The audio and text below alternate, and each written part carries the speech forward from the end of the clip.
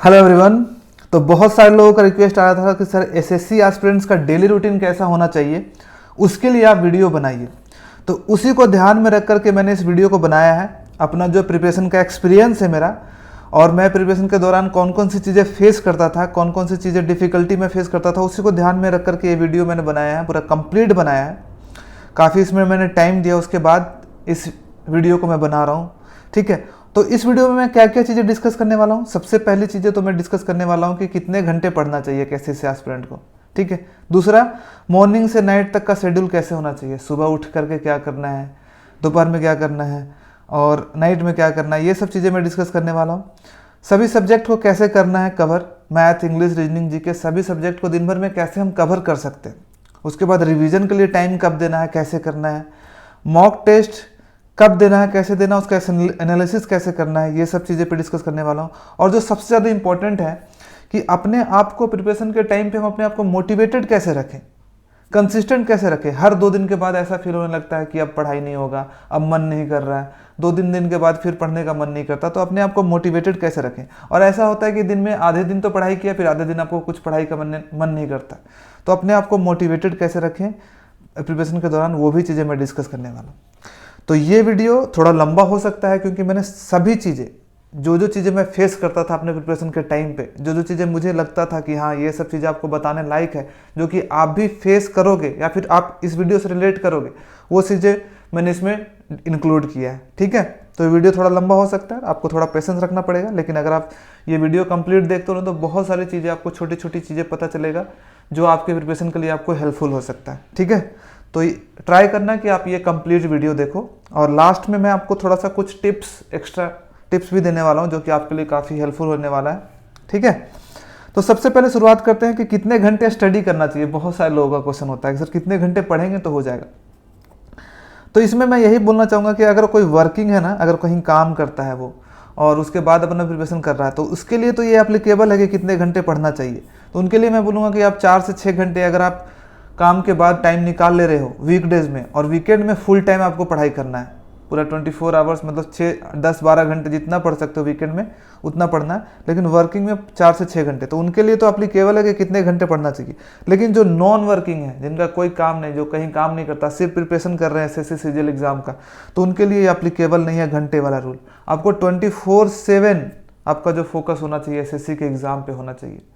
अब बहुत सारे लोग सोच रहे होंगे सर 24/7 कैसे कर सकते हैं। नहीं, आपका हमेशा ये थॉट्स आता रहेगा। आप जब सुबह उठोगे तब भी आपको लगेगा कि हाँ कैसे हम अपने टारगेट को अचीव कर सकते हैं, सोते समय भी, और यहाँ तक कि नींद में भी आपको सपना भी आएगा। ऐसा होता है प्रिपरेशन, तभी आप मानोगे कि हाँ अच्छा प्रिपरेशन मेरा हो रहा है। नहीं तो आप 4-5 घंटे पढ़े, एक चीज़ पे फोकस किए, फिर किसी और चीज़ पे फोकस कर रहे हो, ऐसे करके नहीं होगा। कि आप अपना कैरियर, एक तो स्पोर्ट्स एक्टिविटीज़ भी देख रहे हो, स्पोर्ट्स में भी कुछ करने का सोच रहे हो, साथ में प्रिपरेशन भी कर रहे हो, तो ऐसे एसएससी सीजीएल प्रिपरेशन में नहीं होगा।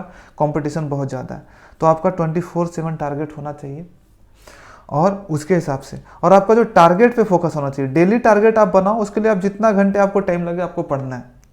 ठीक है, डेली टारगेट बनाना है, वीकली टारगेट बनाना है, मंथली टारगेट बनाना है। मंथली बना लो, उसको ब्रेक डाउन करके वीकली में बना लो, फिर उसके बाद डेली इतना चीज़ें पढ़ना है। अब उसको 6 घंटे में कंप्लीट कर लो, 8 घंटे में कर लो, 10 घंटे में कर लो, जितना घंटे में कंप्लीट कर लो वही आपके लिए वर्किंग होगा, उतने घंटे का पढ़ाई होगा। ठीक है, फिर मैं ये मानता हूँ कि जो एवरेज स्टडीज़ होती है ना किसी भी एसएससी एस्पिरेंट का, वो 8 से 10 घंटे का ही फोकस स्टडी होता है। आप कितना भी अच्छे से पढ़ दो, 8 से 10 घंटे ज़्यादा पढ़ाई नहीं हो पाता। तो यही होता है 8 से 10 घंटे। तो समझ गए होगे कि आपको क्या करना है, घंटे के हिसाब से नहीं चलना है, आपको टारगेट, डेली टारगेट के हिसाब से चलना है। ठीक है, आगे मैं बताने वाला हूँ कि डेली टारगेट कैसे सेट करना है। अब उसके बाद चलते हैं कि मॉर्निंग वर्सेस नाइट। बहुत सारे लोगों का ये भी कन्फ्यूजन होता है कि सर क्या सुबह उठ के पढ़ना चाहिए हमें एसएससी का प्रिपरेशन में, 4 बजे से सुबह से पढ़ना चाहिए, ज़्यादा याद होगा। तो मैं बोलूँगा कि आप अपने कन्वीनियंस के अकॉर्डिंग चलो। कोई पर्सन होता है जो नाइट पर्सन होता है, जिसको नाइट में पढ़ना ही पसंद होता है, वो रात को नहीं पढ़ सकता। बहुत सारे बच्चे होते हैं जो कि सुबह पढ़ते हैं, 4 बजे उठ करके, 5 बजे उठ करके पढ़ना स्टार्ट करते थे। मैं नाइट पर्सन था, तो मैं रात को पढ़ता था, 1-2 बजे तक पढ़ता था। मुझसे कभी भी सुबह नहीं पढ़ाई हुआ, मैंने ट्राई भी किया बट सुबह मेरे से नहीं हो पाए, तो मैं रात में पढ़ता था। जो आपके लिए सूटेबल है आपको वो करना चाहिए। पर एक चीज़ मैं ये बोलूँगा कि आपको बहुत ज़्यादा लेट नाइट तक नहीं पढ़ना है कि 3 बजे सुबह, 4 बजे सुबह तक पढ़ रहे हैं, सुबह कर दिए एकदम 5 बजा दिए पढ़ते पढ़ते रात को, और फिर रात को, फिर दिन में 11-12 बजे तक सो रहे हैं। तो वो बहुत गलत हैबिट है। ये पता है कहाँ प्रॉब्लम करेगा? जब आपका एग्ज़ाम का टाइम आएगा। एग्ज़ाम में टाइम में अगर आपका मॉर्निंग का शिफ्ट दे दिया और आपका हैबिट बना हुआ है रात को लेट से सोने का, तो उस दिन आपको नींद ही नहीं आएगा और आपका एग्ज़ाम इफेक्ट कर जाएगा। इसलिए मैं बोलूँगा कि मैक्सिमम 1 से 2 बजे तक पढ़ाई करो। 1 बजे तक सफिशिएंट है कि 12 से 1 डेढ़ बजे तक पढ़ाई करो, उसके बाद सो जाओ। और सुबह 7 से 8 कम से कम, अगर आप लेट नाइट तक पढ़ते हो तो 7 से 8 बजे मॉर्निंग में उठने का ट्राई करो, ताकि एक हैबिट बना रहे, एग्ज़ाम के टाइम पे भी आपको दिक्कत ना हो। ठीक है, ये बहुत इंपॉर्टेंट है। बाकी जो मॉर्निंग पर्सन है तो मॉर्निंग के हिसाब से अपना पढ़ो। अब चलते हैं हम लोग कि हाँ भाई, अब शेड्यूल कैसा होना चाहिए, सुबह से उठ करके हमको करना क्या क्या चीज़ें हैं। उठ करके डायरेक्ट पढ़ना शुरू कर देना चाहिए, क्या करना चाहिए? तो सबसे पहले तो एक मॉर्निंग रिचुअल होना चाहिए, थोड़ा सा आधे घंटे का आप अपना टाइम होना चाहिए। उसमें से सबसे पहली बात मैं बोलूँगा कि उठते ही आपको थोड़ा सा ग्रैटिट्यूड शो करना है। ग्रैटिट्यूड किसको? थैंक गॉड्स को। ग्रैटिट्यूड का मतलब होता है, हिंदी मतलब होता है उनको अपना थैंकफुलनेस, धन्यवाद। ठीक है, कि thank you God for giving me this beautiful life. अपने पेरेंट्स को थैंक्स बोलो, अपने फ्रेंड्स को। आप आइज क्लोज करो और जिसका जिसका चेहरा आपको याद होता है ना, सबको thank you my friend, thank you my parents, thank you mummy papa. जितने लोगों को थैंक्स कर सकते हो, 10-15 लोग, जितने लोग, पहले गॉड से स्टार्ट करो, फिर पेरेंट्स, फिर उसके बाद ये करोगे तो थोड़ा सा एक पॉजिटिव एनर्जी मिलेगा तुम्हें। और उसके बाद फिर से अफर्मेशन करना है। सुबह बेड पे बैठे हो, 5 मिनट के लिए, 2 मिनट के लिए आप अफर्मेशन कर लो कि I am going to do my best today. आपको बोलना है I am going to do my best today. उसके बाद तुम्हारा जो भी गोल है, I am income tax inspector, I am excise inspector, जो भी गोल है आपको ये बोलना है, रिपीट करना है 4-5 बार। I will do it for my parents, I am working hard for it. जो मॉर्निंग की शुरुआत है ना, एक पॉजिटिव एनर्जी के साथ करो, ये पॉजिटिव एनर्जी से। थैंक यू बोलोगे गॉड को, thank you God for giving me this beautiful life, thank you mummy papa, thank you अपने भाई को बोलो, अपने अंकल को बोलो, अपने आसपास के लोगों को बोलो, जिसका भी चेहरा दिख रहा है। और उसके बाद affirmation 2 minute, I am going to do my best today, I am income tax inspector, I will do it for my parents, I am working hard for it. ये करोगे, 5 मिनट लगेगा, एक पॉजिटिव स्टार्ट होगा। ठीक है, मैं तो करता था भाई, अब मैं आपको बता रहा हूँ, आपको अच्छा लग रहा है ठीक है, आप फॉलो करना, नहीं अच्छा लग रहा है तो आप अपना दिन का शुरुआत कर सकते हो। उसके बाद मैं एक्सरसाइज एंड मेडिटेशन करता था। 15 मिनट में एक्सरसाइज करता था और 15-20 मिनट में मेडिटेशन करता था। ठीक है, तो आपको मैं भी यही सजेस्ट करूँगा कि आप जहाँ कहीं भी हो, आसपास में आपका पार्क होगा, आपको एक्सरसाइज करना है, चले जाओ, 10-15 मिनट पुलअप पुशअप्स जो भी है कर लो। या फिर अगर कुछ नहीं कर सकते तो तेज वॉक भी कर सकते हो, रनिंग भी कर सकते हो। अगर आपका आसपास पार्क नहीं है तो अपना छत है घर का, अपने घर के आसपास के एरिया में जाकर वॉक कर सकते हो। ठीक है, और उसके बाद 15-20 मिनट शांत एकदम बैठ जाओ। ठीक है, शांत एकदम, और अपने ब्रेथ पे फोकस करो, मेडिटेशन करो, सिर्फ अपने breath in and breath out. मन भटकेगा, फिर से फोकस करो कि सांस अंदर ले रहे हैं और सांस बाहर जा रही है। ठीक है, ये क्या होगा, मेडिटेशन का क्या होता है ना कि ये जो नंबर ऑफ थॉट्स आते हैं ना हमारे मन में, नेगेटिव बहुत सारे दिन भर में, उसको आधा कर देता है एकदम। अब जो 100 थॉट्स आने वाले थे आपके मन में, वो अब 50 आएंगे दिन भर में, और आपका माइंड रिलैक्स और फोकस रहेगा। तो ये बहुत इंपॉर्टेंट है। मैं तो रेगुलर करता था मेडिटेशन अपने प्रिपरेशन के टाइम पे। और साथ में ये बोलूँगा कि अफर्मेशन का हेल्प लेना। जैसे कि तुम पार्क जा रहे हो ना, अगर मान लो तुम पार्क जा रहे हो तो 5 मिनट 10 मिनट तुम्हें पार्क पहुंचने में लगेगा। अगर तुम वॉक कर रहे हो तो अफर्मेशन बोलते रहो, जो कि मैंने पीछे बोला कि I am income tax inspector, I am excise inspector, जो भी आपका है, आई will do it for my parents. थोड़ा लाउड भी बोल सकते हो, अगर आसपास कोई नहीं है तो लाउड करके बोलो, तुम्हें पॉजिटिव एनर्जी मिलेगा। ठीक है, अब उसके बाद चलते हैं कि चलो ये हो गया सारी चीज़ें, अब हम पढ़ाई स्टार्ट करेंगे। तो सबसे पहला काम जो है, तुम्हें टू डू लिस्ट बनाना है। आपका दिन का टारगेट सेट करना है कि आज दिन भर में मुझे क्या करना है। ठीक है, सबसे पहला 10 से 15 मिनट टाइम लगाओ और अच्छे से सोचो कि मुझे क्या करना है। मैथ्स में मुझे क्या करना है, इंग्लिश में मुझे क्या करना है, और मॉक टेस्ट लगाने हैं, रिवीजन करना है, क्या क्या 5-6 चीज़ें लिख लो और बगल में एक बॉक्स बना लो। और जैसे जैसे आपका कंप्लीट होता जाए उसको टिक मारते जाओ कि मेरा इंग्लिश का वोकैब्स कंप्लीट हो गया, मॉक टेस्ट कंप्लीट हो गया, उसको टिक मारो और देखोगे कितने सारे तुम टास्क को कंप्लीट करते हो। ठीक है, मैंने 90 डेज का टारगेट जो बनाया है टेलीग्राम चैनल पर डाल दिया, वहाँ से भी तुम अपना टास्क देख सकते हो कि मुझे टास्क क्या क्या कंप्लीट करने। तो टास्क डिसाइड कर लो, उसको एक पेज में लिख लो और उसके बाद अपना स्टार्ट करो। और एक चीज़ मैं बोलूँगा कि ना जब भी पढ़ाई करो ना तो स्लॉट के हिसाब से किया करो। 3-3 घंटे का स्लॉट बना लिया करो, कम से कम 3 घंटे का होना चाहिए कि 3 घंटे मैथ्स के लिए दिए और 3 घंटे पूरे मैथ्स पढ़ रहे हैं। जैसे मॉर्निंग स्टार्ट किया तो मान लो मॉर्निंग में जो भी चीज़ें तुम्हें पढ़ने, किसी को मॉर्निंग में इंग्लिश पढ़ने का मन करिए तो 3 घंटे पूरा इंग्लिश ही पढ़ो। ये नहीं कि 1 घंटे मैथ्स पढ़ लिए, 1 घंटे रीजनिंग पढ़ लिए, 1 घंटे इंग्लिश पढ़ लिए, तो वैसे में ज़्यादा तुम पढ़ नहीं पाओगे, तुम्हें लगेगा कुछ पढ़ा ही नहीं। 3 घंटे पढ़ोगे तो तुमको लगेगा कि हाँ कुछ चीज़ें पढ़े। तो 3 घंटा का स्लॉट एक मॉर्निंग का स्लॉट होना चाहिए सबसे पहला, ठीक है। उसके बाद फिर एक आफ्टरनून का स्लॉट होना चाहिए और उसके बाद एक नाइट का स्लॉट, कम से कम 3-3 घंटे का 3-4 स्लॉट होने चाहिए, तभी इफेक्टिव पढ़ाई होगा। सोचोगे 1-1 घंटा पढ़ने तो नहीं होगा। जैसे स्टार्टिंग में सोचो मैथ्स का, तो मैथ्स का क्या करो, 3 घंटे का स्लॉट रखो तो 2 घंटे मैथ्स का लेक्चर देख लिया और 1 घंटे क्वेश्चन प्रैक्टिस कर लिया, प्रीवियस ईयर क्वेश्चन। और इसमें जितना चीज़ हो, जितना भी हो पाए आपका टारगेट उतना करो। 1 घंटे अगर कभी तुमको लगे कि बहुत कम हुआ तो 1 घंटे आप बढ़ा भी सकते हो, फिर दूसरे वाले का स्लॉट थोड़ा घटाना पड़ेगा। उसी तरह से इंग्लिश का स्लॉट 3 घंटे का स्लॉट बनाओ। जैसे मेरा था, मेरा ना शाम को 5 से लेकर के 9 लगभग 4 घंटे का स्लॉट मैंने इंग्लिश के लिए रखा था। शाम का 5 से 9 PM जो था इंग्लिश के लिए था। उसमें मैं 2 घंटे वोकैब्स और रीडिंग डालता था, 2 घंटे वोकैब्स और आधे घंटे रीडिंग डालता था। 1 घंटे 1.5 घंटे मैं ग्रामर पढ़ता था और 15-20 मिनट रिवीजन। एक बात और कि जब भी तुम स्टार्ट करो ना पढ़ाई करना अगले दिन, तो पहले पिछले 2 दिन में क्या पढ़ा, पिछले दिन मैंने क्या पढ़ा था, उसको ज़रूर देख लिया करो कि मैंने पीछे क्या पढ़ा था कल। एक बार बस पेज पलट करके देख लिया करो, एक बार बस गो थ्रू हो लिया करो। मैं हमेशा करता था कि मान लो मैं वोकैब्स याद कर रहा हूँ आगे का, तो 15 मिनट टाइम दे करके कल मैंने कौन कौन सा वोकैब याद किया, कौन कौन सा हाईलाइट किया, उसको मैं पढ़ लेता था। जैसे मैंने ग्रामर किया तो ग्रामर बस 5-7 मिनट देख करके कल ग्रामर का कौन कौन सा रूल्स पढ़ा था उसको एक बार देख लेता था, तो मेरा ये रिवीजन हो जाता था। उसी तरह से रीजनिंग का भी आप 2 घंटे दे सकते हो और उसी तरह जीके जीएस का भी आप 2 घंटे दो और अपने जो टारगेट सेट किया है उसके हिसाब से पढ़ते रहो। ये आपको डिसाइड करना पड़ेगा कि मुझे इंग्लिश सुबह में पढ़ना है कि दोपहर में 3 घंटे का क्या पढ़ना है, इस 3 घंटे में क्या पढ़ना, वो आपके अकॉर्डिंग होगा, आपको जो अच्छा लगता है। किसी को मैथ्स अच्छा लगता है सुबह में पढ़ना, किसी को इंग्लिश, तो अपने अकॉर्डिंग देख लेना है आपको, ठीक है। अब हम आगे बढ़ते हैं, रिवीजन पे चलते हैं, ठीक है। अब हम रिवीजन पे चलते हैं कि रिवीजन कैसे करना चाहिए। तो रिवीजन तो सबसे पहले मैंने यही बता दिया आप लोगों को, रिवीजन जो करना होता है, आप हमेशा जब भी अगले दिन का टास्क पढ़ो ना, जब नया चीज़ पढ़ना शुरू करो ना, तो सबसे पहले पीछे क्या क्या पढ़ा है एक लास्ट 1-2 दिन में, उसको ज़रूर रिवाइज कर लिया करो। जब बस एक बार देख लोगे ना पेज भी पलट करके कि कल मैंने ये पढ़ा था इंग्लिश में, वोकैब्स मैंने ये याद किया था, मैथ्स में ये क्वेश्चंस किए थे, बस क्वेश्चंस देख लो, एक आध क्वेश्चन सॉल्व भी कर लिया करो, थोड़ा सा दिमाग लगा लिया करो।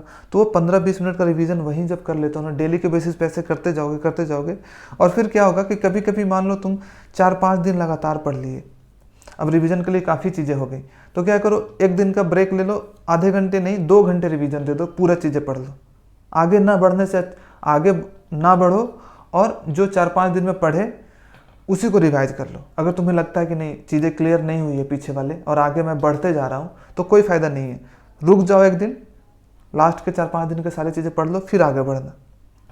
और सैटरडे संडे को रिवीजन के लिए रखो हाफ टाइम, आधा टाइम जो है इसका, लगभग आधे से ज़्यादा टाइम, मैक्सिमम टाइम आपका रिवीजन में जाना चाहिए सैटरडे संडे को, कि पूरा वीक में मैंने क्या पढ़ा, मंडे से लेकर फ्राइडे तक मैंने क्या पढ़ा, सैटरडे संडे का रिवीजन होना चाहिए।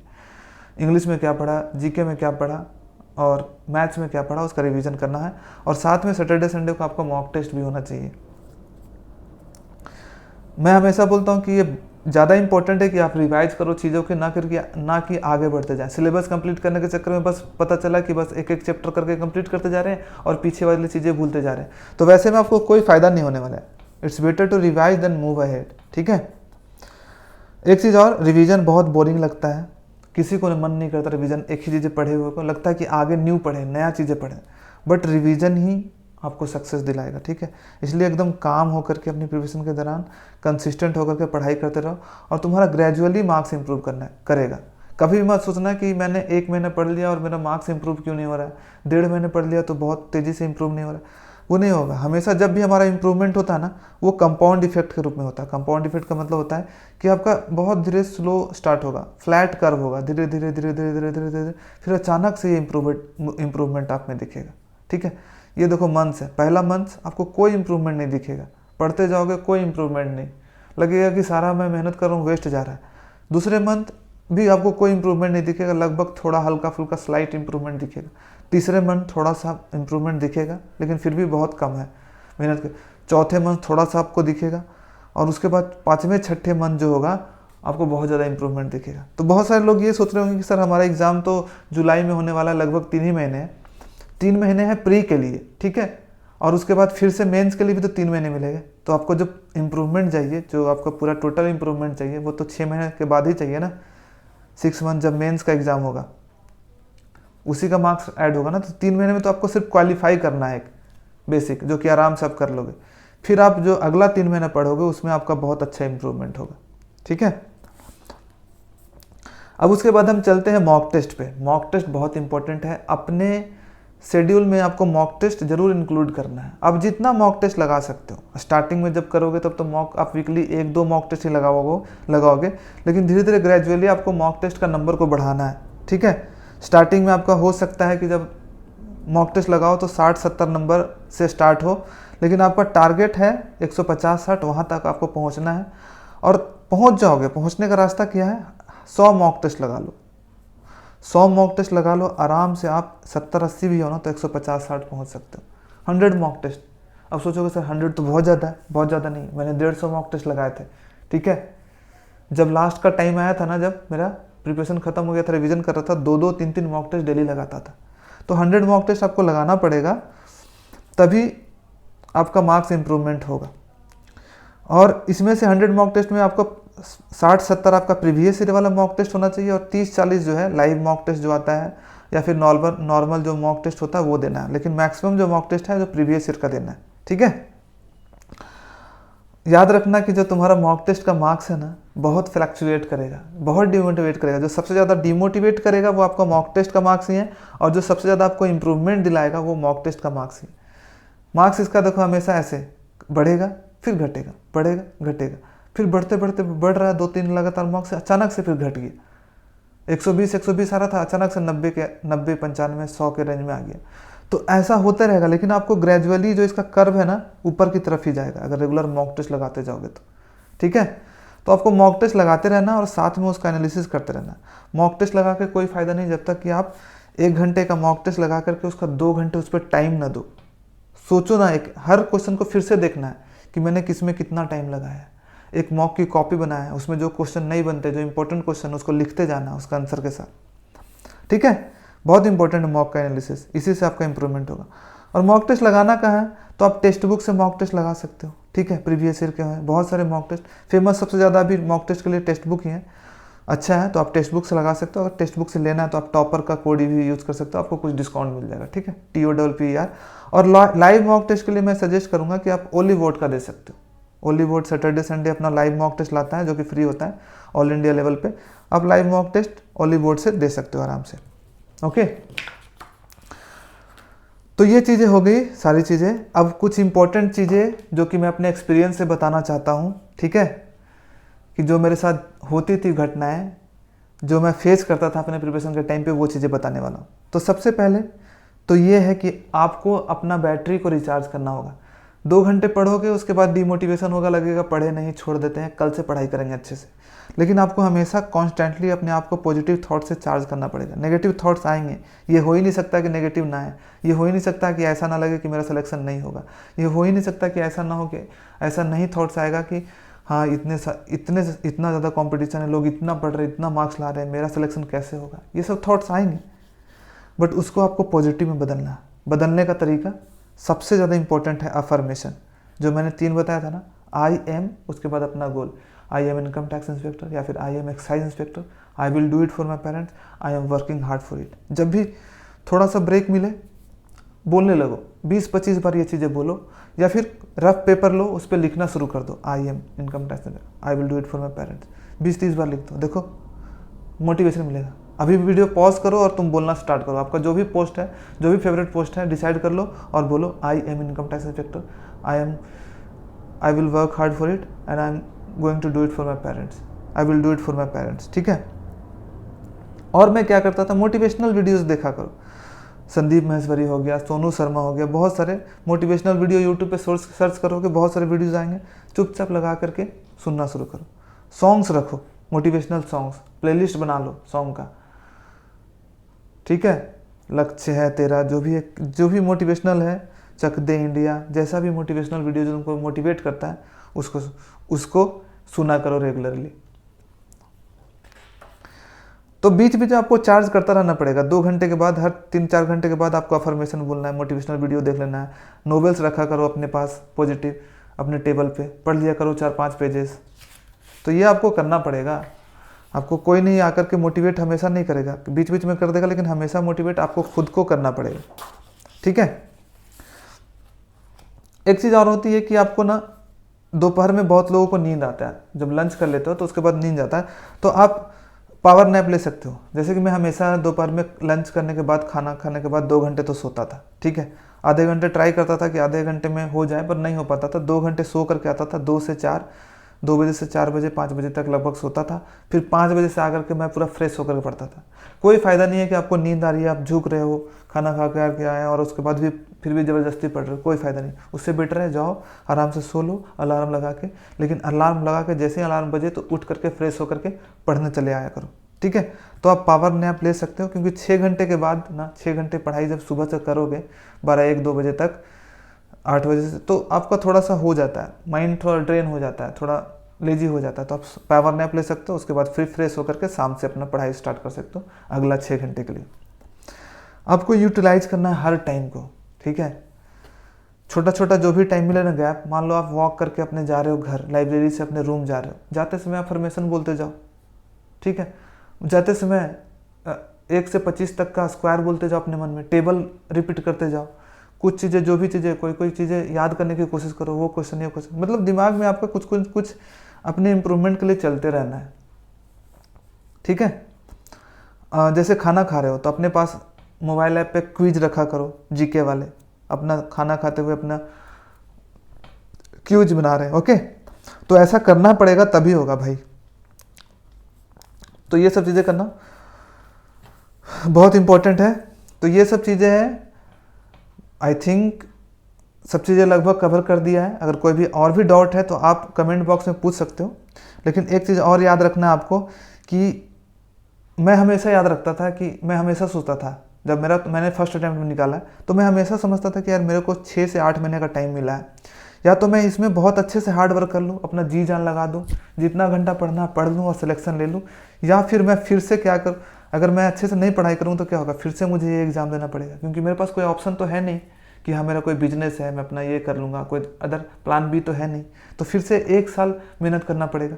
तो अगला 1 साल मेहनत करने से अच्छा बेटर क्या है ना कि उसका जो मेहनत है मैं इसी में डाल दूँ, अपना 6 से 8 महीने का जो टाइम है उसी में दे दूँ।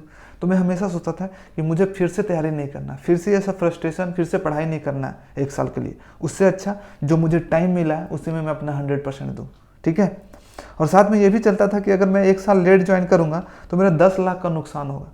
तो अगर मुझे कोई 10 लाख रुपया दे रहा है 3 महीने पढ़ने के लिए, 4 महीने पढ़ने के लिए, तो क्यों ना दिन रात एक करके पढ़ो, हमेशा 24/7, बस अपने इम्प्रूवमेंट के लिए। एक चीज़ और मैं बोलना चाहूँगा कि विजुअलाइजेशन ना मिरेकल जैसा काम करता है। विजुअलाइजेशन मतलब अपने सक्सेस को विजुअलाइज करना है। कभी कभी बैठे हो, पढ़ने का मन नहीं कर रहा है, कुछ भी चेयर पे बैठे हुए आइज क्लोज करके विजुअलाइज कर लो कि तुम इनकम टैक्स इंस्पेक्टर बन गए हो, तुम एक्साइज इंस्पेक्टर बन गए हो। उसके बाद तुम क्या करोगे, अपने घर जा रहे हो, सब लोग खुश हो रहे हैं, पेरेंट्स खुश रहे हैं, दोस्त लोग खुश हो रहे हैं। तो थोड़ा विजुअलाइज किया करो बीच बीच में। विजुअलाइज करते हुए हो सकता है कि तुम्हारे आंखों में आंसू हो जाए, बट करो, रेगुलर बेसिस पे विजुअलाइजेशन करो, सोते समय किया करो। ये फ़ायदा करता है, मैं तो हमेशा करता था, अब मेरे लिए काम किया, ठीक है।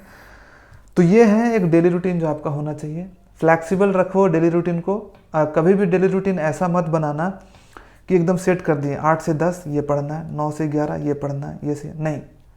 अपना टारगेट रखो 3 घंटे मैथ्स पढ़ना है, ये 9 से 12, उसमें कुछ भी पढ़ लो अपना आराम से, अपना जो टारगेट है 12, और ये यहाँ से यहाँ 3 घंटे में पढ़ना है। अपना फ्लैक्सिबल रखा करो। कभी कभी हो सकता है कि आपको सुबह में इंग्लिश पढ़ने का मन करे तो इंग्लिश भी पढ़ सकते हो। फ्लैक्सिबिलिटी रखा करो अपने टारगेट को कंप्लीट करने के लिए, बस जो भी हो वो करो, ठीक है। तो आई होप कि इस वीडियो से आपको बहुत ज़्यादा क्लैरिटी मिली होगी कि आपको डेली रूटीन क्या करना है, कैसे करना है। तो अगर आपको ये वीडियो अच्छा लगे तो प्लीज़ लाइक एंड सब्सक्राइब करो इस चैनल को, ठीक है, और शेयर करो। और अगर आपको कोई भी दिक्कत हो रही है, कोई भी अदर टाइप के क्वेश्चंस है, तो आप कमेंट बॉक्स में लिख सकते हो कि आपको कौन सा प्रॉब्लम है, मैं ज़रूर रिप्लाई करूँगा। और साथ में मैंने 100 डेज़ का टारगेट स्टार्ट किया। अगर आपको टारगेट नहीं पता चल रहा है SSC सीजीएल के लिए कहाँ से करें, तो 100 डेज़ का टारगेट स्टार्ट मैंने किया है। टेलीग्राम पे उसको डाल रहा हूँ, फ्री एकदम है। टेलीग्राम चैनल का नाम जो है 1000 अचीवर्स है, उसको आप ज्वाइन कर सकते हो, ठीक है। और उसमें आपको टारगेट मिल जाएगा। वीकली टारगेट मैं देख रहा हूँ कि एक वीक में आपको इतना टास्क कंप्लीट करना है सीजीएल 2023 को टारगेट करते हुए। तो ये 1000 अचीवर्स सर्च करोगे टेलीग्राम पे तो आ जाएगा मेरा चैनल। 45 के मेंबर्स है, 45-46 हज़ार के आसपास है उसमें भी, ठीक है। उसका लिंक मैं पिन कमेंट में या फिर डिस्क्रिप्शन में भी डाल दूंगा। तो बस यही था।